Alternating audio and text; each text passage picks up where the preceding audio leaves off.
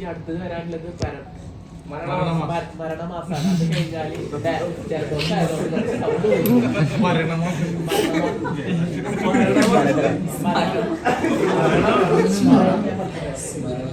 മരണമാസാണ്. അപ്പൊ അത് കഴിഞ്ഞാല് ഡയറക്ഷന് വേണ്ടി ബ്രേക്ക് എടുക്കുന്നു. അപ്പൊ ഈ പീക്ക് ടൈമിൽ തന്നെ ഡയറക്ഷന് വേണ്ടി ബ്രേക്ക് എടുത്തത് ഉചിതമാണ് തോന്നുന്നുണ്ട്.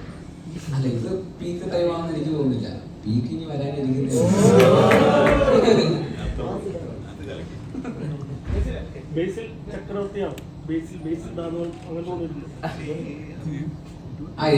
എനിക്ക് പേഴ്സണൽ ലൈഫിൽ ഭയങ്കര റിലേറ്റ് ചെയ്യാൻ പറ്റുന്ന ക്യാരക്ടറാണ് അജേഷിന്റെ ക്യാരക്ടർ. പല രീതിയിലും നമ്മളെല്ലാവരും അങ്ങനെയൊക്കെ തന്നെയാണ്. എല്ലാവരും ഈ പറയുന്ന അജേഷാണ് അജേഷ് എന്ന് പറയുന്ന ഒരു ആറ്റിറ്റ്യൂഡിൽ നടക്കുന്ന ആൾക്കാരാണല്ലോ എല്ലാവരും തന്നെ.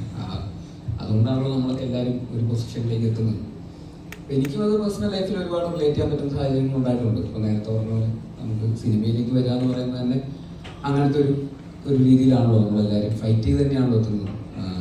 അല്ലാതെ ഒരു പ്രിവിലേജ് എന്നല്ലല്ലോ വരുന്നത്. അപ്പൊ അതിൻ്റെതായിട്ടുള്ള ഒരു ഫൈറ്റ് എന്തായാലും ഉണ്ടായിട്ടുണ്ട്. സിനിമയിൽ വന്നു എന്ന് പറഞ്ഞതുകൊണ്ട് മാത്രം സക്സസ്ഫുൾ ആവുന്നില്ല. സിനിമയിൽ പിടിച്ചു നിൽക്കുക എന്ന് പറയുന്നത് ഡെയിലി അജേഷായിട്ട് ജീവിച്ചാൽ മാത്രമേ പിടിച്ചു നിൽക്കാൻ പറ്റുള്ളൂ. അപ്പോൾ ഒരു ചാവണ വരെ അജേഷായിട്ട് ജീവിച്ചാൽ മാത്രമേ ഇവിടെ നിൽക്കാൻ പറ്റൂ. അപ്പോൾ എന്നും അജേഷായിട്ടാണ് ജീവിച്ചുകൊണ്ടിരിക്കുന്നത്.